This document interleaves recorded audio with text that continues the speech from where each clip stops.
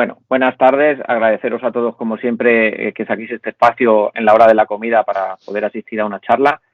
Como sabéis, somos de una formación, nos dedicamos a formación de auxiliares de veterinaria y tenemos un acuerdo con el laboratorio Leti Pharma y en este caso Gloria Paul, que es la ponente de ellos. Como siempre, agradecerle a Gloria que saque un ratito para nutrirnos de información y de contenidos que nos van a servir seguro para futuro y para el día a día del trabajo. Y nada, os dejo con Gloria, y lo que hemos comentado al principio, cualquier duda podéis utilizar el chat y si no, cuando Gloria nos dé paso, abrís el micro sin ningún tipo de problema y le lanzáis todas las preguntas y dudas que tengáis. Perfecto. Muchas gracias, Gloria, y te dejamos aquí. Muchas gracias, José. Como siempre, es un placer colaborar con tu formación. Intentamos siempre buscar temas de interés, sobre todo para auxiliares, que es un poco nuestro público, ¿no?, en este tipo de formaciones, y que yo creo que siempre lo digo y insistiré hasta el infinito, creo que el auxiliar o el auxiliar tiene un papel importantísimo en las clínicas veterinarias que tiene que coger cada vez más relevancia en el trabajo del día a día. Yo creo que ha dejado de ser la persona que coge el teléfono y entra las fichas en el ordenador y que cada vez, gracias también pues a la formación, que cada vez hay más congresos, yo creo que asumen responsabilidades que quitan mucho trabajo en la clínica, por tanto, creo que son piezas, insisto, vitales para cualquier clínica y hospital veterinario. ¿Qué hemos escogido hoy como temática? Porque ya llevamos unos años colaborando, intentamos siempre traer alguna charla diferente. La de hoy es muy práctica. Mi idea era sobre todo traer muchas imágenes y ver un poco esta patología, ¿no?, esta otitis, que yo creo que es de elevada presentación en las clínicas veterinarias, y yo creo que vienen muchísimos casos, yo no diría diariamente, pero con mucha frecuencia, de problemas en los oídos. Y yo creo que cuando estamos delante de un problema, lo primero que tenemos que hacer es definirlo, ¿no? ¿Y qué es una otitis? Especialmente una otitis externa. Se puede complicar mucho con otitis medias, incluso otitis internas, donde el perro se puede llegar a quedar sordo, puede incluso andar de forma totalmente errática debido a la alteración del equilibrio, ¿no? Pero gracias a Dios, lo más frecuente que podemos en las clínicas veterinarias es una otitis externa, que es aquella que simplemente es la inflamación de ese conducto auditivo externo y que incluso puede llegar a afectar a los pabellones auriculares, ¿no? ¿Cómo solemos observarlo en la clínica o qué es lo que os dice el tutor cuando se acerca a la clínica pidiendo hora para el veterinario, ¿no? Parece que el perro se rasca mucho los oídos, parece que se ha vuelto loco y no deja de sacudir de una manera totalmente exagerada la cabeza, incluso puede haber dolor. La otitis es de las patologías que incluso pueden llegar a cambiar el carácter del perro, de tornarse incluso agresivo cuando tocas la zona del conducto auditivo, ¿no?, debido a la inflamación que puede llegar a observarse. Con frecuencia, estos síntomas suelen ir asociados a un incremento de la secreción del conducto auditivo. Puede ser, además, de diferentes, lo veremos en las imágenes, de diferentes colores. Puede haber secreción negruzca, amarillenta, color miel, marrón oscuro. A veces cometemos el error de pensar que un color siempre es el mismo agente infeccioso el que lo produce, y es uno de los grandes errores que a veces se cometen en la clínica, ¿no? Ya hacemos una primera exploración y decidimos que por el color de la secreción ese perro va a tener un proceso pues bacteriano, ¿no? Y por eso son tan importantes las herramientas que vamos a ver en la charla de hoy. Y finalmente, muchas veces incluso el tutor os dirá, mi perro huele fatal. O sea, levanta un poco el oído y ese olor que incluso te llegan a decir que es como queso pasado, ¿no? Como un olor a Roquefort intenso, conforme te está diciendo que allí en ese conducto auditivo está pasando algo. Veamos un poco, por centrar, dónde es ese, o cómo está formado, qué es ese conducto auditivo externo, ¿no? Aquí podéis ver una foto donde vemos la imagen de la anatomía del conducto auditivo entero, de lo que sería el oído, y la parte exterior sería la que empieza desde el pabellón auricular y finaliza justamente en la membrana timpánica. A partir de esta membrana timpánica va a empezar el oído medio y detrás de esos aparecerán los famosos huesecillos que también compartimos nosotros anatómicamente, los que van a indicarnos que ya estamos en la parte más interna del conducto auditivo. Cuando un paciente nos llega a la consulta, un tutor trae a su perro porque presenta uno de estos síntomas que hemos comentado, Generalmente el veterinario tiene diferentes herramientas diagnósticas, entre ellas las que con más frecuencia utilizamos son las citologías. Según el resultado de la citología, el veterinario se puede plantear el uso de un cultivo microbiológico para averiguar cuál es el agente causal, ponerle nombre y apellidos a esa bacteria, pero sobre todo con un objetivo muy claro, y es saber qué antibiótico va a ser el más eficaz para tratar esa infección. Pero a veces son necesarios otras herramientas diagnósticas más complejas, como puede ser, por ejemplo, una biopsia, si sospechamos que dentro de ese conducto auditivo está residiendo un tumor, es frecuente, por ejemplo, en el gato, o incluso cuando ya estamos hablando de que ese oído ya no es una simple otitis externa que podamos ver y observar con una otoscopía, que veremos como en una imagen, tendremos que visualizar qué está ocurriendo en ese oído medio o en ese oído externo que hemos visto el oído medio o el oído interno en esa imagen de la anatomía del oído. Si a simple vista o con la ayuda del otoscopio no lo vamos a poder ver y tendremos que ayudarnos desde técnicas más sencillas como puede ser la radiología, pero también a veces tenemos que ayudarnos de los TACs, ¿no? Para poder sobre todo vislumbrar esos tumores o qué está pasando en la parte más interna de ese conducto auditivo. La citología, sin duda, yo creo que es la herramienta que más información nos va a dar de una manera más sencilla, ¿no? Y un poco, vamos a abrir un pequeño paréntesis y vosotras y vosotros como auxiliares creo que podéis coger las muestras citológicas, procesarlas en vuestras clínicas y hospitales e incluso interpretarlas. Y para interpretarlas, pues vamos a hacer una revisión muy rápida de las células que podemos ver en esas citologías. ¿Qué es lo que podemos esperar? Pues básicamente vamos a ver dos grandes tipos de estructuras. Las primeras serían todo lo que son las células inflamatorias. Hemos dicho que una otitis externa es aquella inflamación del conducto auditivo externo y por tanto lo veremos con esa presencia de células inflamatorias. Y la causa principal, esos agentes infecciosos que son los causantes de ese problema. Pueden ser bacterias, puede ser malassezia, incluso están descritos la posibilidad de que determinados hongos ambientales, no los dermatofitos, sino hongos ambientales, pueden ser causantes también de una otitis, especialmente una otitis media. Vamos a ver cómo son estas células. El neutrófilo, con diferencia, es la célula que vamos a ver con más frecuencia. Es la primera célula inflamatoria que actúa en una infección. Sería como cuando hay un altercado, ¿no?, en la calle y llega la guardia urbana, ¿no? Es los primeros que llegan a la situación para poner calma, ¿no?, en ese altercado. Pues estos serían los neutrófilos, son los primeros que llegan, tienen esta forma redondeada con ese núcleo, como podéis ver aquí, segmentado en diferentes como bolsas, y en una imagen real de una citología, que la podéis ver aquí, podemos ver estas células con estos núcleos tan característicos, segmentados, que cuanto más segmentado estén esos núcleos, lo que nos indica es que el neutrófilo lleva más tiempo en la zona intentando eliminar esas bacterias. Aquí, fijaros, en esta imagen vemos un neutrófilo que está intentando, fijaros, todos estos puntitos más liláceos son bacterias cocoides que están siendo eliminadas por este neutrófilo. Cuando los neutrófilos están agotados, hay una infección muy crónica o incluso no son agentes infecciosos que ellos puedan eliminar, entran en acción la segunda batería o la segunda célula de defensas que tiene el cuerpo, que es el macrófago. El macrófago, si lo comparamos con esa guardia urbana, bueno, pues sería un poco como los SWAT, ¿no? Aquel grupo de policía especializado que se encarga de ayudar a esos neutrófilos, incluso eliminar esos neutrófilos agotados de la zona y fagocitarlos, para colaborar en la eliminación de esa infección. Aquí podéis ver en la imagen real este macrófago, esta célula mucho más grande.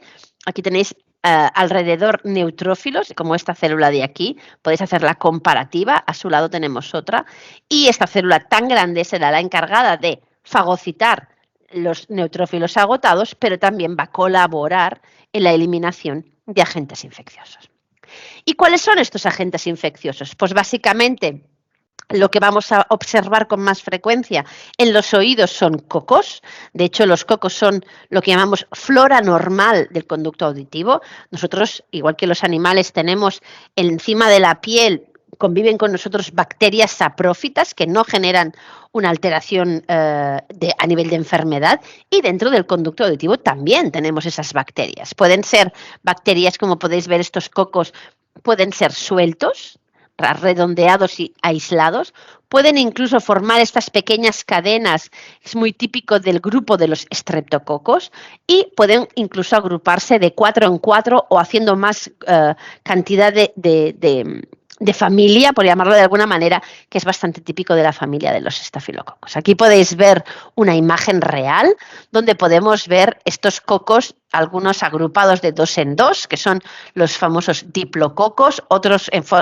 agrupados de 4 en 4, y en esta imagen pues no podemos ver esas cadenitas de estreptococo porque probablemente no se encuentra presente en esta citología.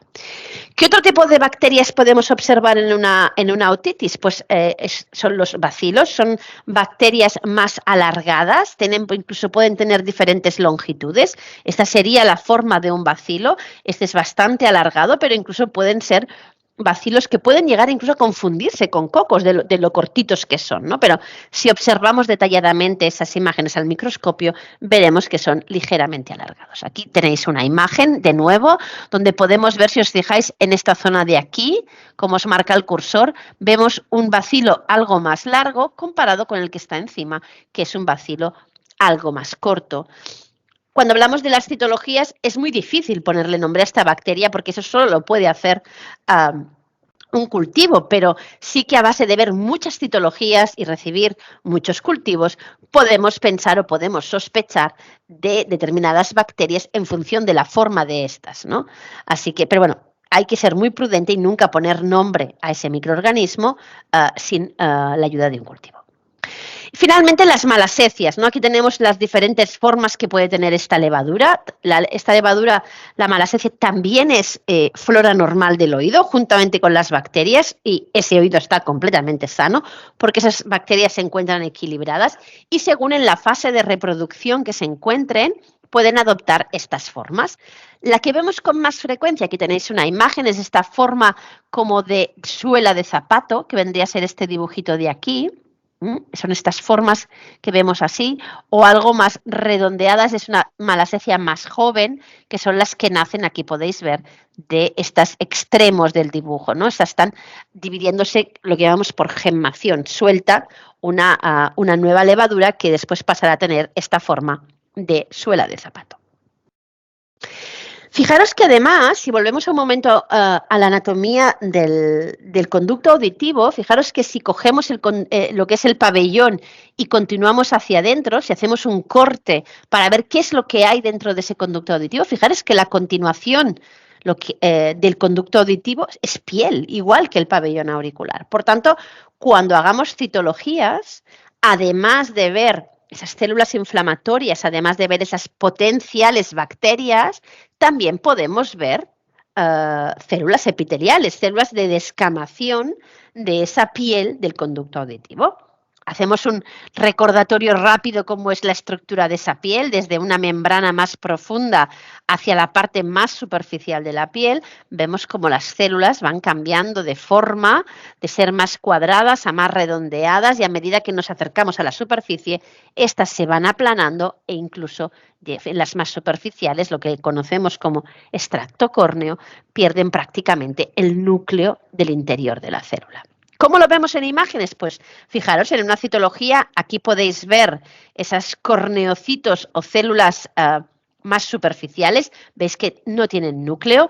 Aquí podemos ver las células de ese extracto espinoso donde son redondeadas con ese núcleo central, y aquí fijaros esas células que se han soltado de esa membrana basal, que podemos ver cómo están todavía cohesionadas.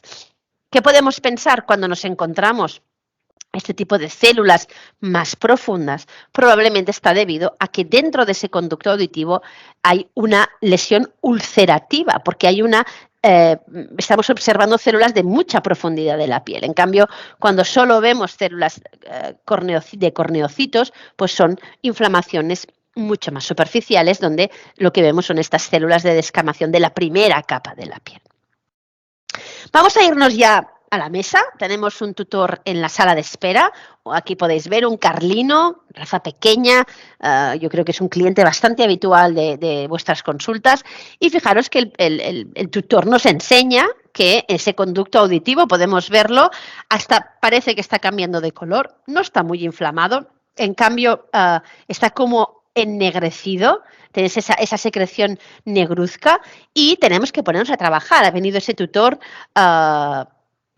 preocupado, el perro se rasca, está molesto, por tanto vamos a empezar a coger esas pruebas, esa batería de pruebas que hemos hablado y sin lugar a dudas la citología hemos dicho que es la más sencilla, de hecho la podéis hacer vosotros de forma rutinaria y lo que hemos dicho, ¿no? Procesarla, incluso llegar a interpretarla.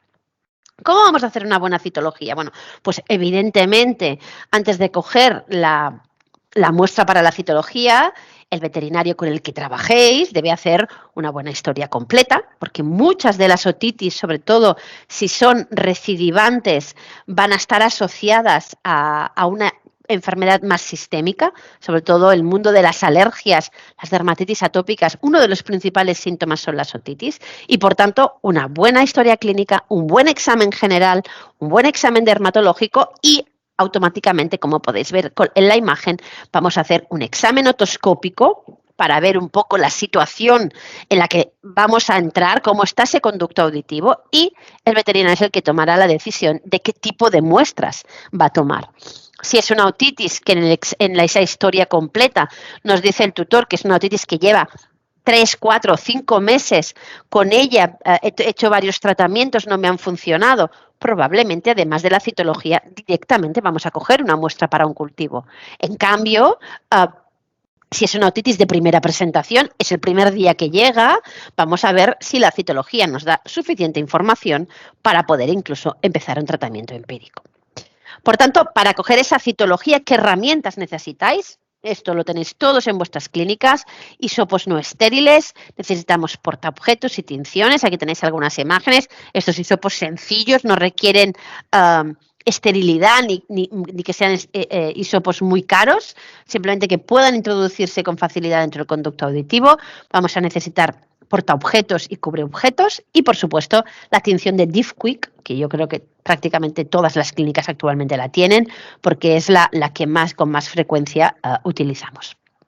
¿Qué es lo que vamos a buscar una vez tengamos esa muestra recogida, teñida y vamos a ir debajo del microscopio, ¿no? Y ahora lo veremos. Vamos a intentar diferenciar entre si hay simplemente un sobrecrecimiento o una infección, ahora veremos cómo lo vamos a hacer. Vamos a decidir, el veterinario va a decidir según la cronología de esta otitis y lo que observe en esa citología si va a empezar un tratamiento empírico, o sea, sin necesidad de un cultivo. Y muy importante, y en el momento en que empiece el tratamiento en el animal, la citología es de gran ayuda para monitorizar el tratamiento, qué tal está evolucionando esa otitis y, por tanto, tomar la decisión final de otitis recuperada, solucionada, puedo parar el tratamiento. En esto la citología es de gran utilidad. Aquí tenemos una cocker, fijaros que tenía su conducto auditivo, se ve claramente exudativo, con una secreción de un tono de color miel, donde introducimos el hisopo. Hay que ir a buscar la parte más profunda del conducto auditivo para recoger la muestra.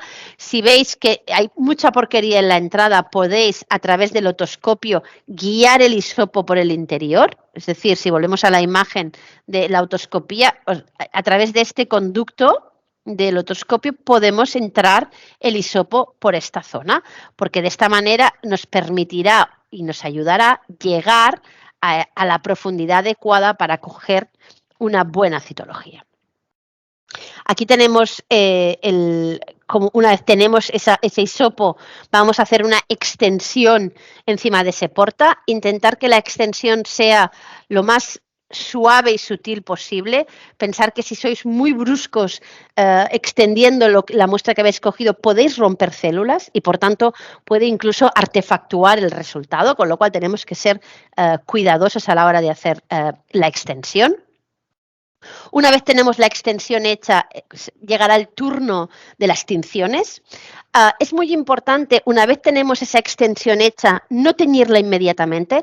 Pensar que la secreción suele ser bastante grasa a veces y si introducimos el portaobjetos en esta primera tinción, que es alcohol, es un fijador, podríamos perder parte de la muestra. Por tanto, dejarla secar al aire un rato, 5 o 10 minutos, que se quede como seco, o si tenéis mucha prisa porque tenemos al tutor en consulta, el veterinario quiere el resultado de forma inmediata, la ayuda a veces de un mechero o de un secador pequeño nos puede ayudar a fijar correctamente la muestra, que se seque y pasar entonces por la primera tinción. Después va esta de un color más anaranjado y finalmente la de color liláceo. Una vez tenemos teñida la muestra, tendremos esto en nuestras manos. Aquí podemos ver la extensión que hemos hecho, teñida tanto con el tono de color más rojizo, que aunque parece que no haya pasado por él, pero sí que lo ha pasado, y a continuación el tono más azulado. Una vez tenemos esta extensión, toca trabajar al microscopio. Si bien es verdad que hay un par de consejos importantes a tener en cuenta. El primero es que evitéis zonas como esta de la imagen, esta zona más gruesa, donde te vais a tener amontonadas muchas células, no va a ser cómoda para observar qué está pasando en esa citología. Por tanto, buscar extensiones bien separadas, que no sean muy gruesas y sobre todo, si estáis acostumbrados a manejar el microscopio, hacemos un primer approach con el objetivo más pequeño, pero para ver bien las células tenemos que bajar y trabajar con el objetivo de 40. ¿Y qué es lo que vamos a buscar en esas citologías? Pues básicamente vamos a buscar bacterias. Estamos delante de una otitis, por tanto hay que buscar qué agente tenemos en la citología, cocos, bacilos, y esto nos ayudará, como habéis visto, la morfología de esas bacterias. Vamos a ver si hay presencia de malasecias, como también como potencial agente de esa otitis, y sobre todo tenemos que ver si hay inflamación, si hay, más que inflamación, si hay infección, si hay células infecciosas que ya han entrado, si hay células inflamatorias que ya están en ese espacio, en el conducto auditivo externo, generando esa inflamación. Por tanto, buscaremos la presencia de neutrófilos, especialmente más que macrófagos. Y lo que nos dice la bibliografía es que debemos contar, debemos ver, hay muchas bacterias, pocas bacterias, tengo pocas malasecias, muchas malasecias. De hecho, hay bibliografía que indica que en función del número de bacterias o malasecias que tú encuentres por campo de 40, vas a determinar si realmente hay una infección, un sobrecrecimiento o es prácticamente flora normal. Hemos dicho que estas bacterias, sobre todo los cocos y las malasecias, forman parte de nuestra piel. Por tanto, para considerarlas que haya un problema, tenemos que ver grandes cantidades. Esto lo veremos, ya lo veréis muy claro con las imágenes. Por tanto, cuando tengo toda la muestra recogida, he hecho una buena exploración al animal, hemos dicho una buena anamnesis, una buena historia clínica, vamos a hacer una buena revisión general, revisión dermatológica, revisión otoscópica con la ayuda del otoscopio. Vamos a tomar estas citologías, vamos a extenderlas bien, dejarlas secar, teñirlas adecuadamente y vamos al microscopio a trabajar.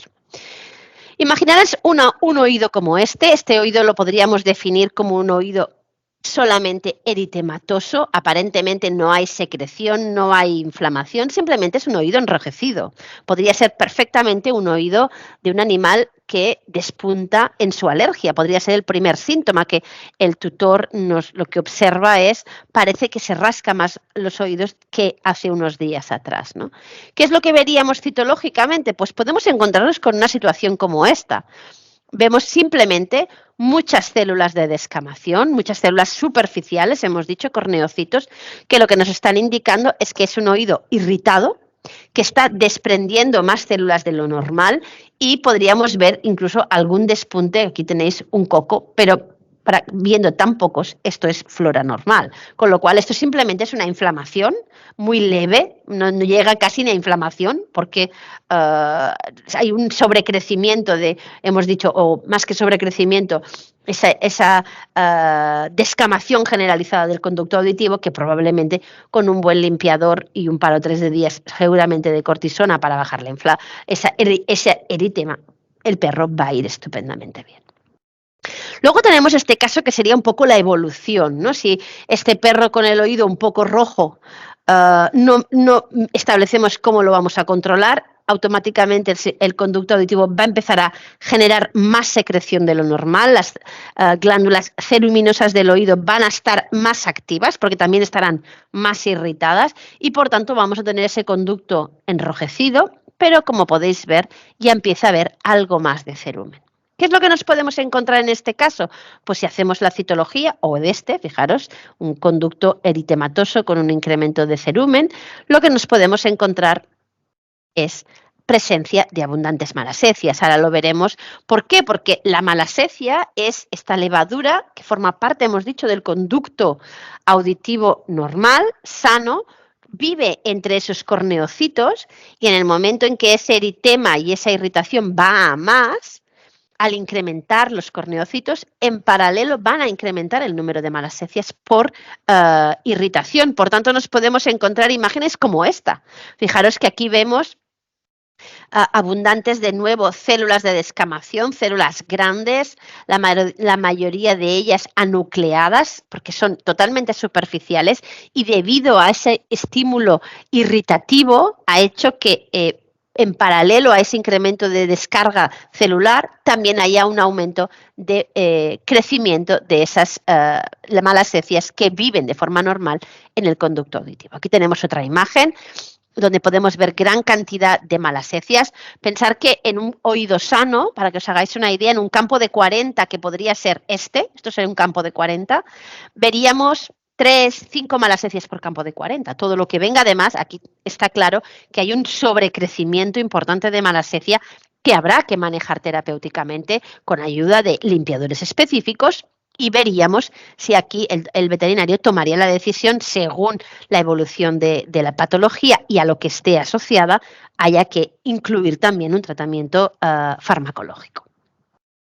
Aquí las vemos un poquito de más cerca, vemos una gran cantidad de malasecias, esa forma que hemos dicho de suela de zapato tan característica de la malacesia pachydermatis, que es el tipo de malacesia que vemos con más frecuencia dentro de los conductos auditivos de los animales de compañía, a pesar de que hay hasta 7 especies diferentes de malacesia que podemos llegar a observar. ¿Qué más podemos ver? Pues hemos dicho que además de la malacesia podemos encontrar bacterias. Aquí ya estamos hablando de que la flora normal, que en general son estafilococos y estreptococos, que son las 2 primeras bacterias más frecuentes como agentes infecciosos de un oído, debido a esa irritación continuada, el prurito, la inflamación, esa flora normal de estafilos y estreptos empieza a sobrecrecer. En cuanto haya mucha cantidad de bacterias, rápidamente el sistema inmunitario va a llamar a esos neutrófilos para intentar eliminarlos. En cambio, todas estas bacterias, Pseudomonas proteus-corynebacterium, son bacilos que en ningún caso son flora normal, con lo cual aquí ya ha habido una contaminación externa que ha entrado en ese conducto auditivo. Lo que es muy importante, yo aquí os pongo nombres de bacterias, Staphylococcus, Streptococcus, Pseudomonas. Nunca la citología, lo que hablábamos antes, va a permitir la identificación. Tú puedes sospecharla de uno u otro por la disposición, ¿no? Los estreptococos hemos dicho que hacen cadenitas, las pseudomonas son un bacilo muy alargado, el corynebacterium es un bacilo muy corto. Podemos sospechar de ellos, pero nunca tomaríamos una decisión terapéutica de tengo una pseudomona a través de una citología y empiezo a tratar de esta manera. Sería un craso error porque podríamos generar malas evoluciones terapéuticas y sobre todo un gran problema con la resistencia posterior de esos antibióticos mal prescritos. ¿Cómo dictaminaremos que lo que tenemos en ese conducto auditivo es un sobrecrecimiento? Es decir, lo que vamos a ver en la citología, y ahora lo veremos en imágenes, son muchas bacterias, porque hemos dicho que debido a esa irritación continuada empiezan a crecer esas bacterias que son flora normal y se multiplican muy deprisa, de nuevo veremos grandes cantidades de células epiteliales, suciedad, vamos a ver también incluso incrementadas esas malasecias, pero los veremos en un número incrementado, pero no vamos a ver la presencia de células inflamatorias. Es decir, aquí tenemos una imagen clásica de un sobrecrecimiento. Fijaros que vemos muchas células de descamación, incluso entre ellas se amontonan, y todos estos puntitos que hay alrededor son estos cocos que están creciendo a marchas forzadas debido a esa irritación, pero de momento no han entrado células inflamatorias a intentar eliminar, no han llegado los neutrófilos. ¿Qué ocurre cuando llegan los neutrófilos? Y en esa citología los vamos a ver. Ahí ya vamos a hablar de que estamos delante de una infección. ¿Por qué es tan importante saber si es un sobrecrecimiento o una infección? Porque el tratamiento va a ser distinto. No es lo mismo manejar un proceso simplemente de sobrecrecimiento, que es posible que con unas buenas limpiezas pueda funcionar, o estamos delante de una infección donde ahí seguro va a hacer falta un tratamiento antibiótico, dependiendo también evidentemente un sobrecrecimiento puede ser necesario a veces un antibiótico, pero eso ya será el veterinario el que lo decida en función sobre todo de la historia clínica, ¿no? De la evolución de ese sobrecrecimiento.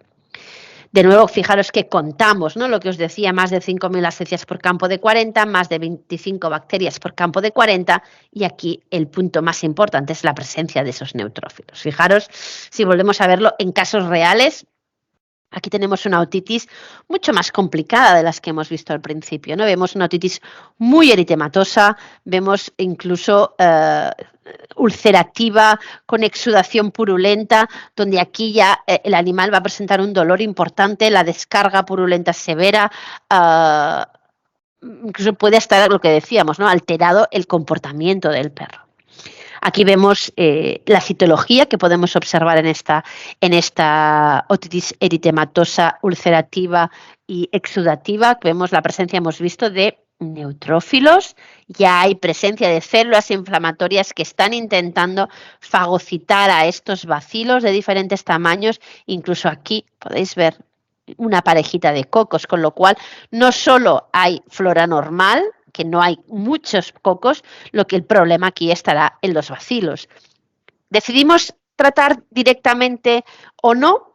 Eso lo decidirá el veterinario, insisto, en función de su evolución y sobre todo del agente que veamos en el conducto auditivo. Recordar que hemos dicho que los bacilos no son flora normal y hay que ir con mucha cautela a la hora de tomar decisiones terapéuticas, sobre todo porque suelen generar muchas resistencias. Más casos, aquí vemos claramente una otitis muy exudativa, muy purulenta, donde podéis ver cómo rezuma, prácticamente sale del oído esa porquería, ¿no? Y cuando hacemos una citología de ese conducto auditivo, fijaros que lo que aquí estamos viendo son células de descamación grandes, anucleadas, donde podemos ver claramente esa irritación del conducto auditivo, gran cantidad, fijaros, de neutrófilos, con lo cual estamos delante de una infección, podemos ver gran cantidad de bacterias, incluso aquí esta célula pequeñita, que es una célula plasmática, que es una predecesora de otro tipo de línea celular inflamatoria, que nos está indicando que esta otitis probablemente no es de antes de ayer, ya hay cierto grado de cronicidad. Más fotos, este cocker lo hemos visto antes, aquí también veis claramente una otitis purulenta donde hay mucho exudado, no es un oído especialmente eritematoso, pero sí muy exudativo, muy purulento, donde la citología que nos podríamos encontrar, fijaros aquí, qué cantidad, todo esto son células neutrófilas, vemos una infección severa, estos neutrófilos aquí tenéis cómo están como locos intentando fagocitar este grupo de cocos, aquí vemos también lo mismo, aquí, pero la supuración que tiene son precisamente todo ese pus que vemos, microscópicamente lo vamos a ver con la presencia de esos neutrófilos. Otra otitis, otro oído, fijaros, mucho más cronificado. Ya vemos que los pliegues de ese conducto auditivo están engrosados, hay una inflamación ya no solo del conducto, sino del pabellón auricular. Probablemente es por el intenso prurito que este animal presenta. Aquí podemos ver varias úlceras en el pabellón auricular, descargas de un color marronáceo, y lo que podríamos encontrar en esta otitis erosivo purulenta es una imagen como esta. Fijaros en la peculiaridad de esta imagen. Podemos ver una vez más células de descamación, podemos ver la presencia de malasecias, hay una combinación, pero fijaros que aquí nos podríamos plantear, no hay neutrófilos. ¿Qué está pasando, no?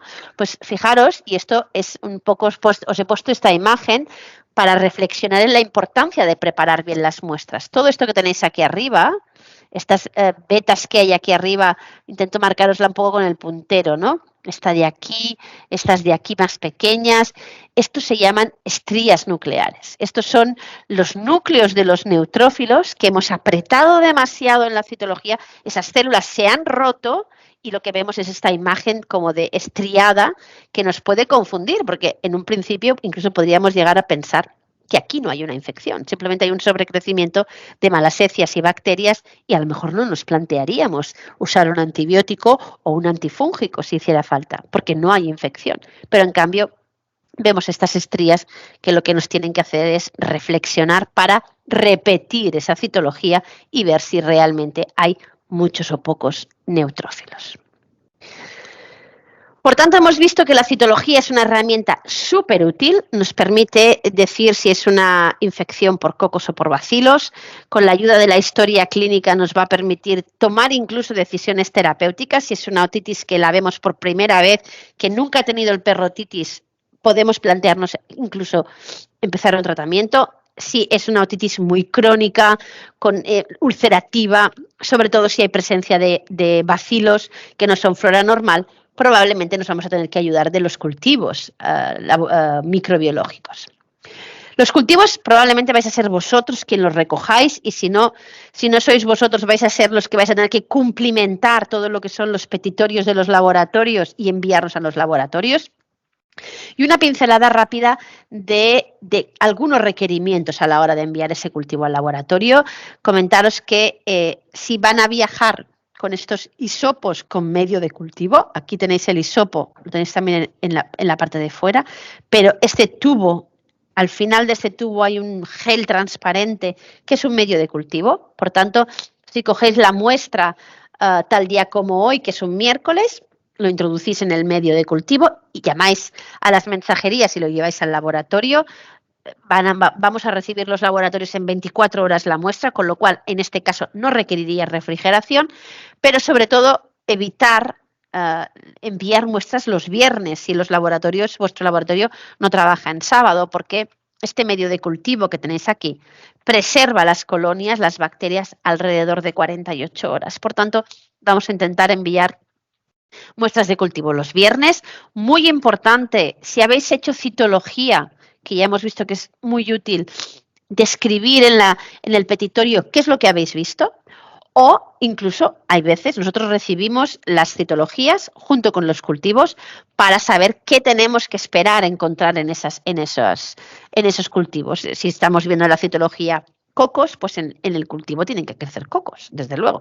Muy importante cuando enviéis esas muestras al laboratorio, identificar muy bien si estamos en oído derecho y en oído izquierdo, sobre todo si vais a enviar muestras de los dos oídos, porque existen casos en los que un oído tiene cocos y el otro tiene bacilos, con lo cual tenemos que saber muy bien qué crece en cada lado. Y finalmente, muy importante, estos, sobre todo los casos crónicos, que son los que vamos a enviar sobre todo al laboratorio, aseguraros que lleva el paciente al menos 7 días sin tomar ningún tratamiento antibiótico que pudiera inhibir el crecimiento de las bacterias en el laboratorio. ¿De acuerdo? ¿Qué material vamos a requerir para enviar las muestras aparte de ese hisopo? Pues ese hisopo es un hisopo estéril, por tanto no puede tener ningún tipo de contaminante, por eso el cultivo solo va a aislar lo que tenemos dentro del conducto auditivo, no bacterias ambientales.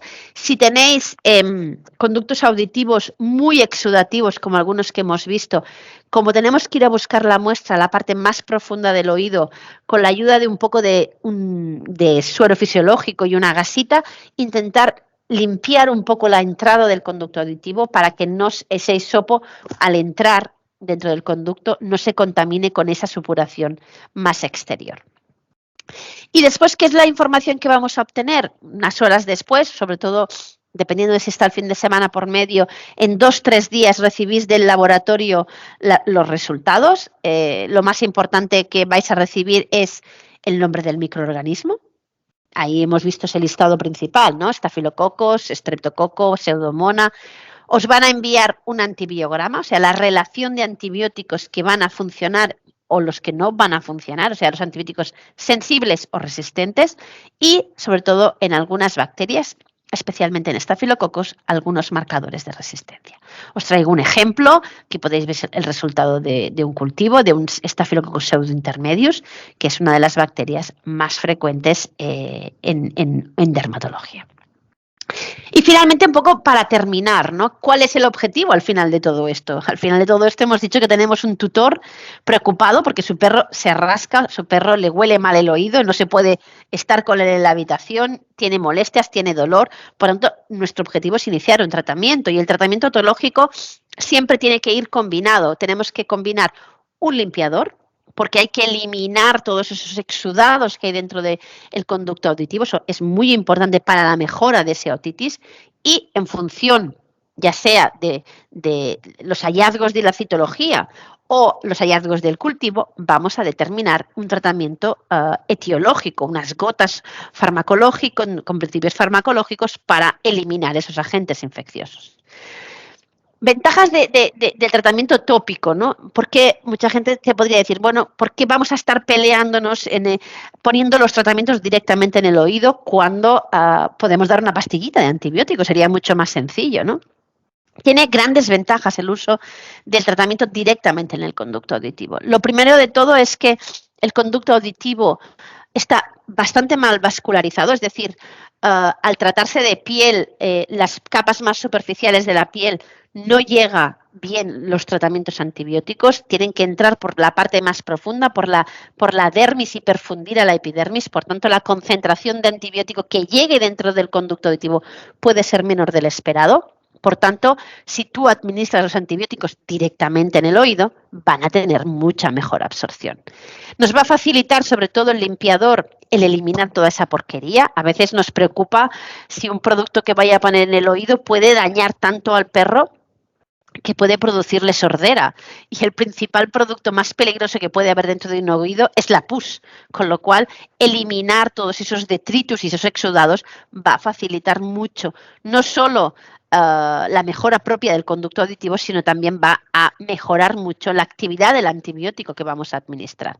Y sobre todo, nos va a permitir toda esa limpieza de ese conducto auditivo, poder explorar en la monitorización mucho mejor la evolución de esa otitis externa. Por tanto, os doy las gracias. Espero que os haya entretenido, que os haya ayudado, que os haya formado. Hemos intentado que fuera una charla muy práctica, muy visual y que, esta tarde mismo os quiero ya con un hisopo en mano y haciendo muchas citologías. Muchas gracias a todos. Muchas gracias, Gloria. Yo creo que, como tú bien dices, yo creo que es una charla muy práctica y que van a poder poner en práctica en la clínica y obviamente tendrán que volverla a revisar para poder tener todos los conceptos claros, pero sí, hay dos cuestiones, las recupero y te las lanzo. A ver, ¿dónde está? Joao al principio nos preguntaba, ¿consideras que las especies de fungos dérmicos, saprofitas, rhizopus, alternaria suelen ser responsables por dermatofitos clínica en gatos? Uy, espérate, que la voy a leer yo entera. Sí, porque es al principio. Al principio, voy para allá, João Paulo. ¿Consideras que las especies de hongos de saprófitas suelen ser? No, estas dos especies no son dermatofíticas. Son hongos ambientales. Sí que es verdad, yo en Rhizopus no tengo experiencia, pero en Alternaria sí que hemos visto algunos cuadros de procesos fúngicos con Alternaria en piel que producen sobre todo dermatitis nodulares, pero suelen ser en perros con tratamientos crónicos de cortisonas, de cuando hay cierto grado de inmunosupresión. pero los dermatofitos son aquellos hongos que se alimentan de queratina y bueno, son los clásicos: Microsporum canis, Microsporum gypsum, Trichophyton mentagrophytes, otras especies también menos frecuentes, pero estas tres son las más habituales y se alimentan no son saprofitas, sino que son patológicas porque se alimentan de la queratina del pelo y de la piel. En cambio, la alternaria no se alimenta simplemente es ocasional, están en el entorno, viven en la piel del animal, y cuando esa piel está dañada o hay inmunosupresión, aprovechan y pueden generar, aprovechando la situación de alteración en la piel, esas dermatitis nodulares. Yo solo lo he visto en alternaria. Luego, María del Rocío nos preguntaba si la malacesia fuera que está en todo el cuerpo. Entiendo que ella quería preguntar porque dice, es por el oído, como si la razón del inicio partiera desde el oído. Quiero entender qué es lo que ella quería preguntar.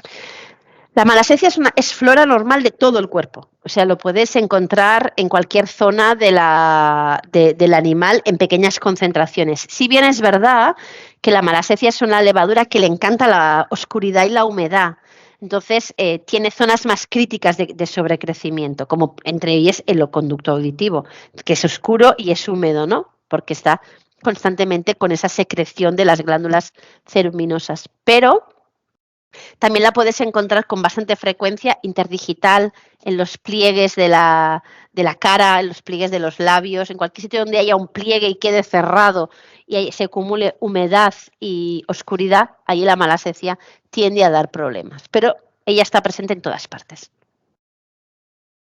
Joao Paulo nos pregunta también, en un gato con alopecia multifocal en la cabeza y cuello, ¿lo tricogroma muestra hifas?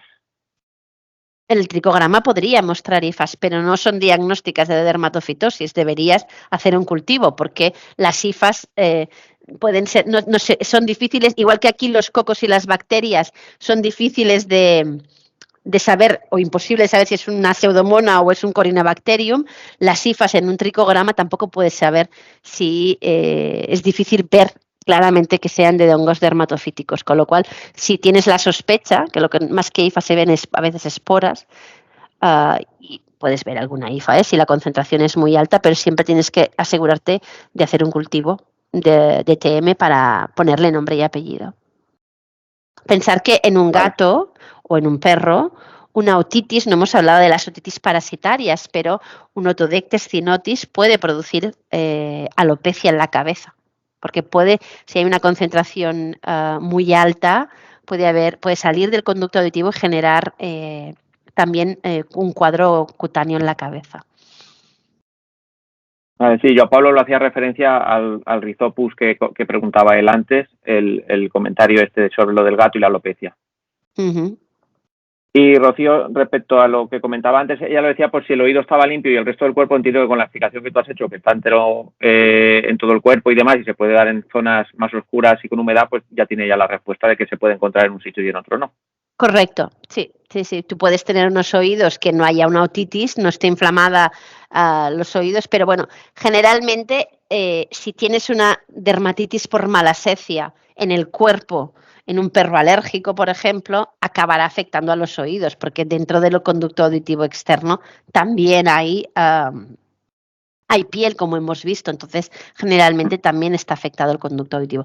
Sí que es verdad que a veces las malasecias cuestan, si no hay muchas, según cómo hagáis las tinciones, cuestan de teñirse. No hay que tener prisa en las tinciones, especialmente en la última. La malacesia es una levadura que es basófila, entonces tiene que absorber el tinte de color azul.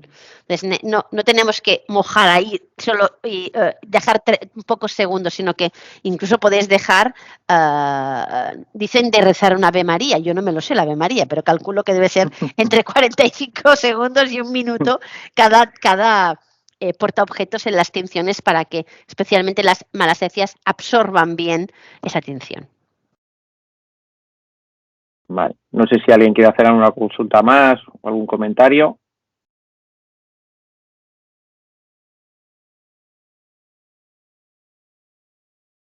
No, ya van dándonos las gracias. Sí, ya lo veo. Muy bien. Pues nada, agradecerte, Gloria, como siempre, la charla muy docente, muy clara y yo creo que muy aprovechable para el día a día de los que han querido asistir. Como comentábamos al principio, a lo largo de esta tarde o mañana estará disponible la grabación.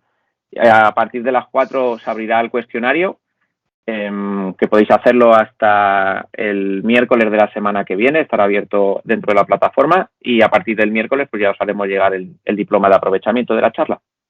Estupendo, José. Ánimo con el examen, que es muy facilón. Os lo he puesto muy facilón. Pues nada, muchísimas gracias a todos y buenas tardes. Que vaya muy bien. Saludos a todos. Chao, José.